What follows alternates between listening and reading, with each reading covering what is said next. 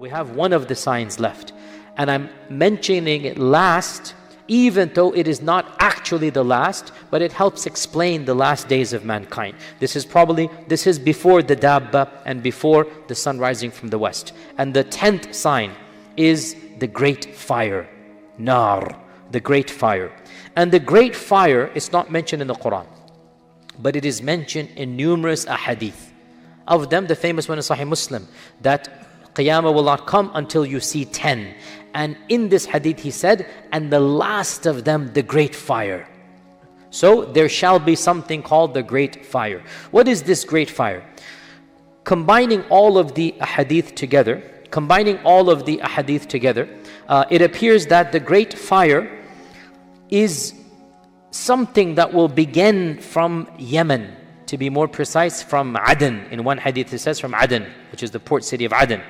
And it will force the people. It will force the people to flee from it. And they will be forced to go to Bilad al-Sham. So the fire will rage. Now, what will be the fuel of this fire? What will cause something that will scorch the earth 1 mile after the other and keep on going all the way from the tip of one side of the Arabian Peninsula all the way to the other side? And it is well known that in this land, most of it is nothing but sand.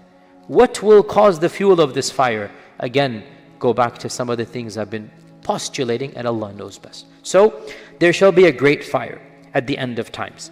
And it could be miraculous, it could be something that Allah Azza wa Jalla sends. All of this is allowed.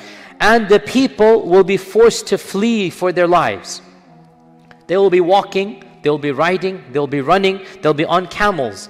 And they will have to stop to rest. Our Prophet ﷺ said, hadith is in Sahih Muslim, Hudayfa ibn Usayd al-Ghifari said, one day the Prophet ﷺ came to us when we were sitting in a room and we were talking about the judgment. He said, judgment will not come until you see 10 signs. Now we come to the end of our classes. Once again, I go to these 10 signs. Number 1, this is not in order. Remember, he's just saying all of them are there. Number 1, the rising of the sun from the west. Number 2, the dukhan. Number 3, the dabba. Number 4, Ya'juj and Ma'juj. Number 5, Isa ibn Maryam. Khuruj Isa ibn Maryam. Number 6, the Dajjal. Number 7, 8, 9, the 3 earthquakes. 1 in the east, and 1 in the west, and 1 in Jazirat al-Arab. And the last of them, number 10, is the Nar. That will come from Aden. And Aden is the famous city in Yemen. تَسُوقْ أَوْ تَحْشُرُ النَّاسِ. It will gather the people. تَبِيتُ مَعَهُمْ حَيْثُ بَاتُوا وَتُقِيلُ مَعَهُمْ حَيْثُ قَالُوا. And it will stop when they need to stop, and it will go when they're going to go. In other words, it is something that is truly miraculous, that it will force the people to flee, but in a manner that they can still rest a while.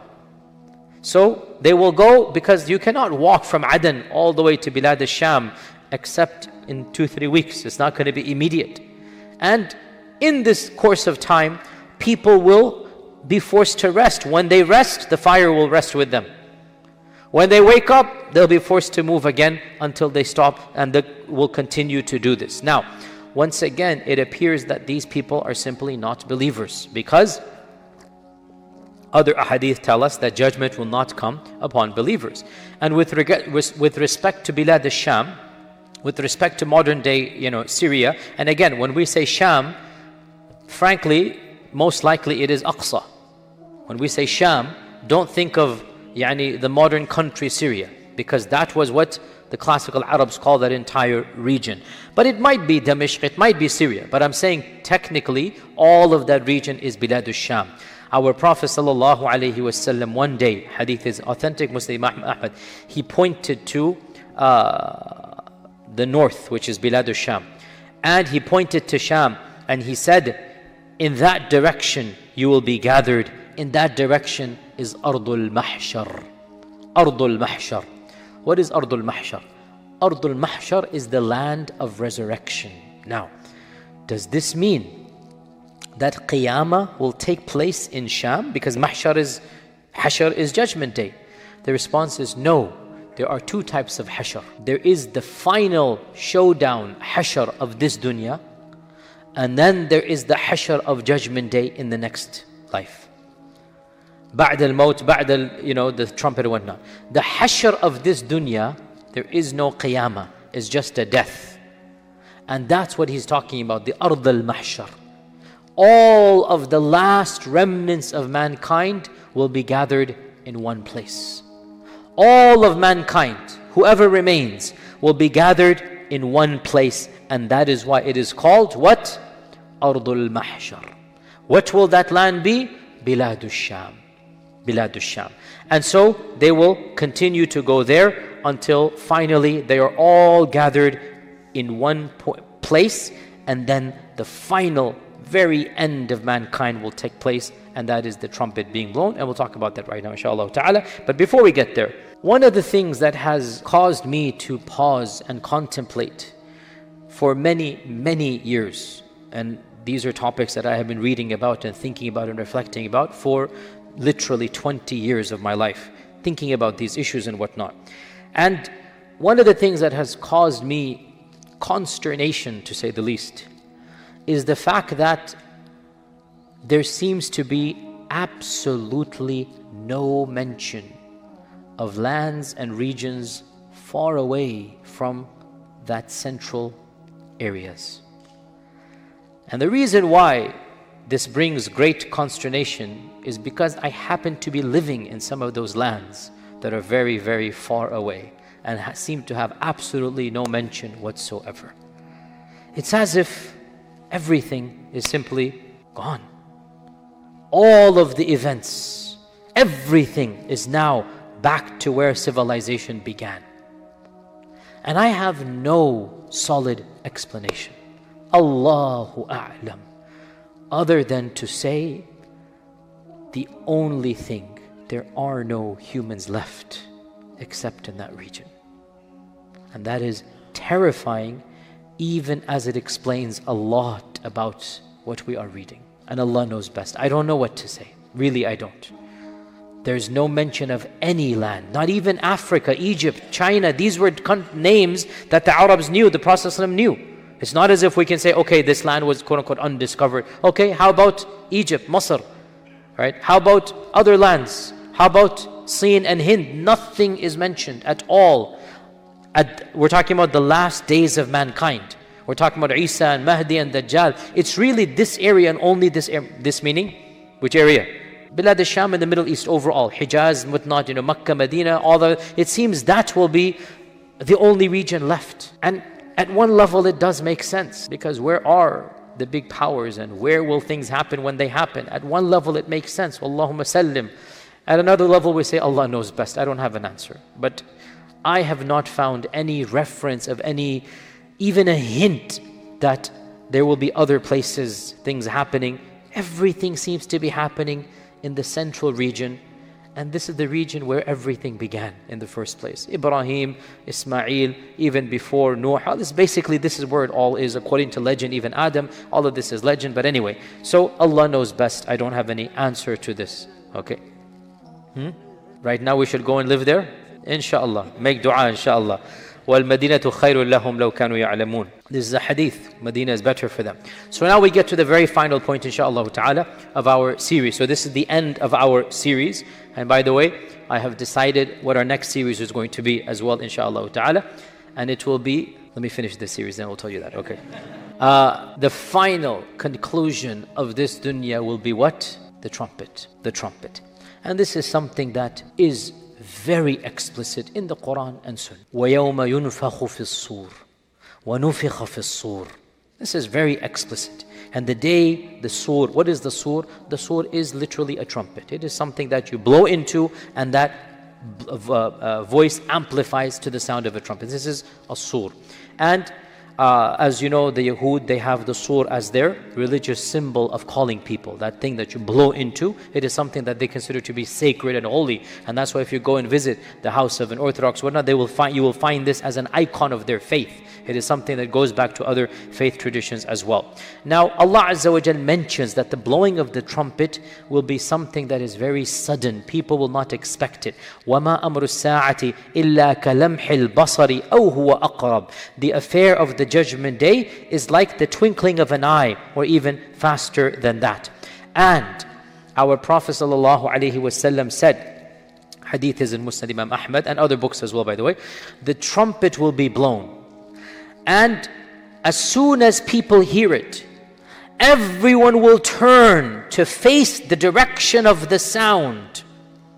So the trumpet will be blown, and all of mankind will look to where that sound is coming from. And he said, the first person to hear the trumpet will be a man who is busy repairing the tank that is meant to supply water to his camels, and he will fall dead. And the people will start falling dead after him. So the Prophet ﷺ told us the first person to hear the trumpet will be the one who's preparing the pool for the camels, Now, putting everything together, these must be the people that are fleeing the fire from Yemen and they're already in Sham. There's no other way to put it all together. They're all walking towards Sham, the fire is behind them, and now this is happening. And this is taking weeks now, because walking from Yemen to Sham, it will take a while. And therefore, in the course of this, things will happen. So, another hadith seems to say that at some level, life is almost back to normal as normal can be when you're fleeing a fire, but you're still walking for weeks on end. The Prophet ﷺ said, the hour will not occur except that a man has put a cloth in front of him to sell it, but he will not be able to sell it or fold it up. The transaction has been done, but the cloth will not be sold. The hour will not be established until a man has milked his she-camel and has taken away that milk, but he will not be able to drink it. The hour will not be established until a man is repairing a tank for his livestock and the water for his animals, and he will not be able to pour the water for his animals. The hour will not be established until a man raises a luqma of food to his mouth, and before the luqma reaches his mouth, he will not be able to eat it. This is a hadith that is very, very explicit, and it shows us what? It shows us that the qiyamah and the trumpet will be sudden. Now if you look at all of these examples, especially the first one, buying and selling a garment, life has come to some sense of normalcy. People have to buy and sell even as they're walking for many days and weeks. So from this we seem to infer that the qiyamah will be an absolutely sudden experience. No one will be able to predict the trumpet being blown. And life will almost resume to semi-normal. People will be eating and drinking. People will be buying and selling. People will be milking the camels. And then the trumpet will be blown. And the trumpet will cause all of mankind to die. Will anyone be safe from this? The Quran mentions an istithna. وَيَوْمَ يُنْفَخُ فِي الصُّورِ فَفَزِعَ مَنْ فِي السَّمَاوَاتِ وَالْأَرْضِ. What's next?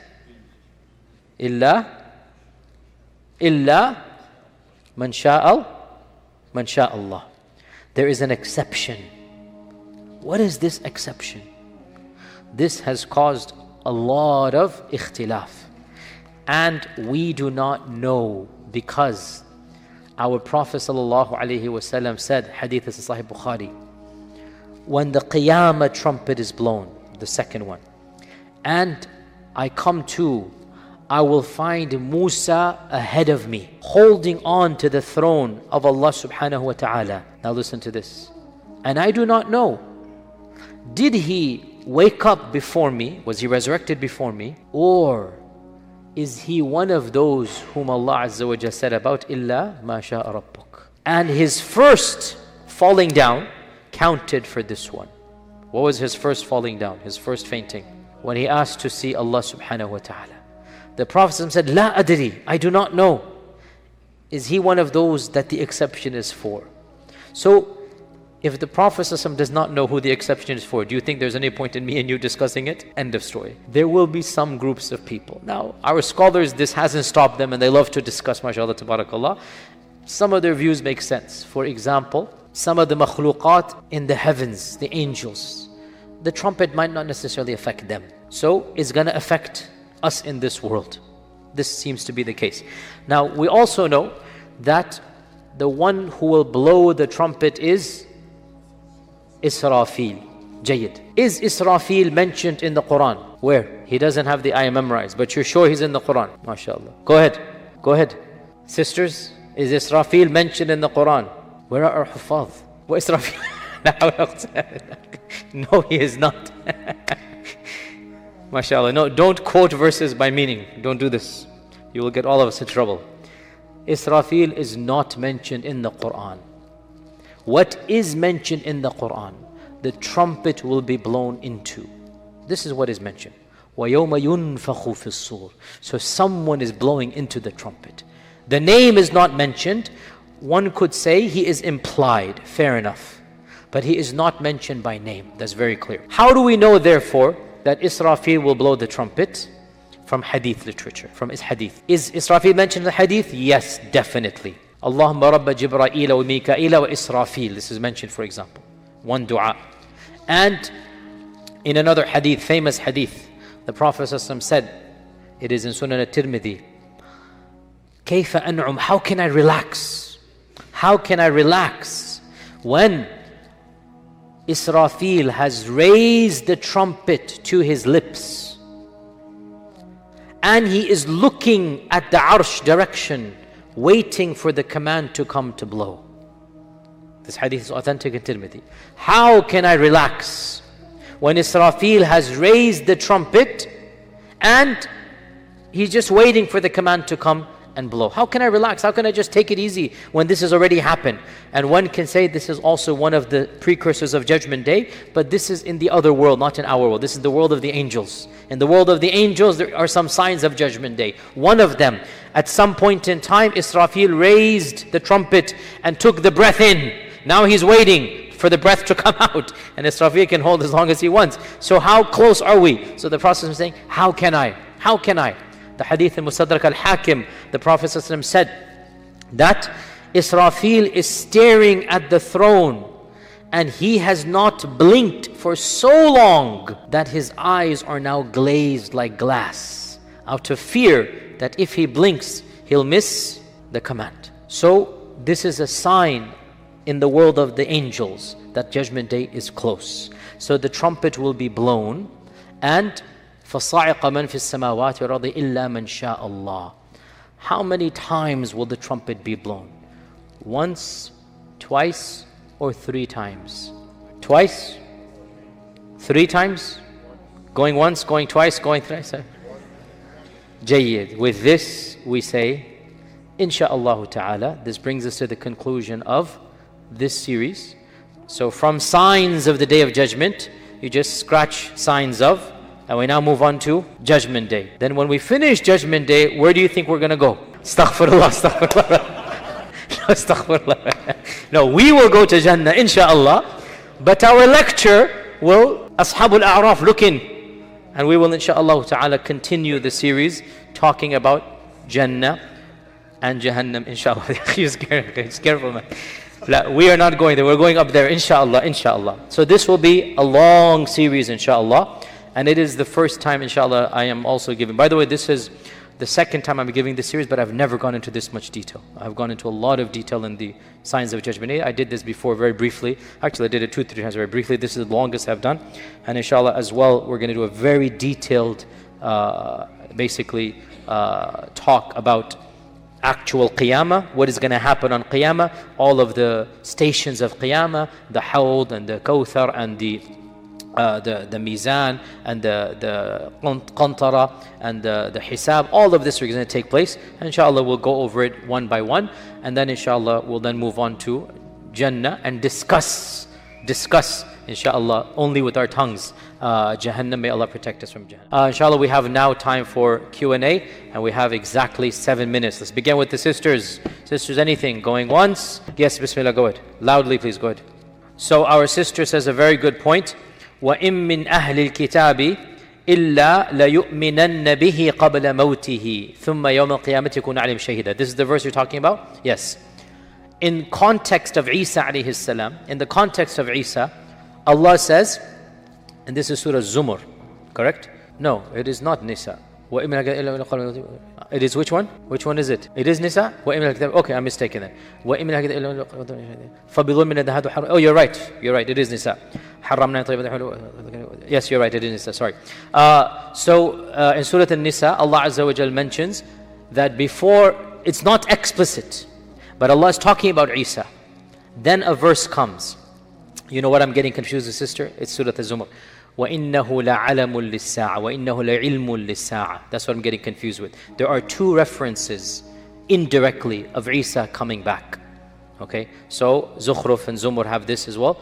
وَإِنَّهُ لَعِلْمٌ لِلسَّاعَةِ. And the other ayah, or the other interpretation, sorry, the other qira'ah, وَإِنَّهُ لَعَلَمٌ لِلسَّاعَةِ. And he is a sign of Judgment Day. Who is he? Isa ibn Maryam. And the ayah you mentioned, and there is no person of the Ahl Kitab except that they will believe in him before he dies. This has been interpreted by our ulama to mean, this is a reference to when the righteous Christians see Isa when he comes back. They will believe in him. And this is proven in the hadith in Sahih Muslim, where we talked about when the Romans will say, hand over the 70,000 of our people that are with you. Hand them over. We want to fight them. And we said, who are these 70,000? The only interpretation, these are the converts that have converted to the right side. Why would there be this mass conversion? Well, there could be because of Isa ibn Maryam. These are all interpretations, but the ayah is very clear. Before Isa dies, then the Bani Israel, the Nasara, the Ahl Kitab that are righteous, that are good, they will believe in him. So this indicates that Isa is coming back. And this is something that is a fundamental part of our creed, because there are mutawatir ahadith about Isa coming back, as we mentioned. The Quran, we mentioned this, doesn't mention Isa coming back explicitly, but there are 2 or 3 indirect references. What you recited is one, what I recited, وَإِنَّهُ لَعِلْمٌ لِلسَّاعَةِ, is another one, and the one that إِنِّي مُتَوْفِيقَ رَافِعُ إِلَيَّ also has an indication, and Allah knows best. Does that answer your question? Excellent. Back to the brothers. Bismillah, it's good. So our brother says that, does the hadith mention where Dajjal will be killed? And the response is yes. It is explicit in Sahih Muslim. The Prophet ﷺ said he will kill him at the gate of Lud. Lud gate. Lud, where Lud. And what the locals say, and this is something that I have looked up myself, and I have verified this from both Muslim and other side. Both of them claim this. So there seems to be no ikhtilaf whatsoever, that Lud is essentially where the modern airport is of that land. So it does appear to be that is the place, and that is why the person whom you said referenced it. It does seem to be the case, and Allah knows best. Back to the sisters. Yes, go ahead. You'll have to raise your voice, sister. The question is, when we read Surah Isra and we see all of these interpretations, can we as a lay person reconcile these differences? No, they're not reconcilable, because either the two happened or they didn't happen. There is only one correct interpretation. Either the two happened in the past, because Allah is very clear that وَقَضَيْنَا إِلَى بَنِي إِسْرَائِيلَ فِي كِتَابِ لَتُفْسِدُنَّ فِي الْأَرْضِ مَرَّتَيْنِ. It's literally two. Either they happened or they didn't happen, or one happened and one didn't. All 3 interpretations are given in our time.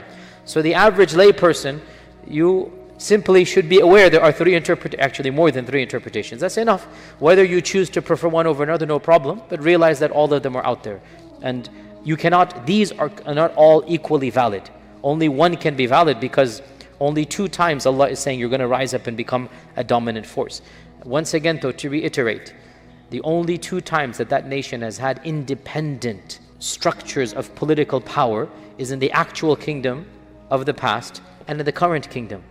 or the current country. It seems very clear to me, and Allah knows best. That's a valid interpretation. Yes, go ahead. Excellent question. What is the wisdom of returning power to a group of people that are no longer the quote-unquote chosen ones? And the response is to test them, to try them, to see, okay, you wanted it, here it is. If you are able to live up, and that's why عَسَى رَبُّكُمْ أَنْ يَرْحَمَكُمْ. If you did something right, maybe there would be some rahmah given to you.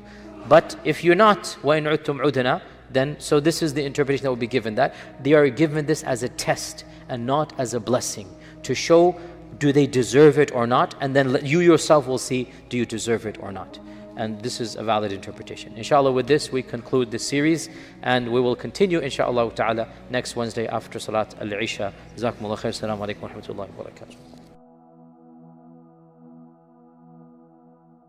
Experience the beauty of Islam and bring happiness into your life with our app One Islam TV. You will have access to a wide variety of interesting documentaries, inspiring lectures, and so much more. Download One Islam TV from the Apple or Google Play Store today.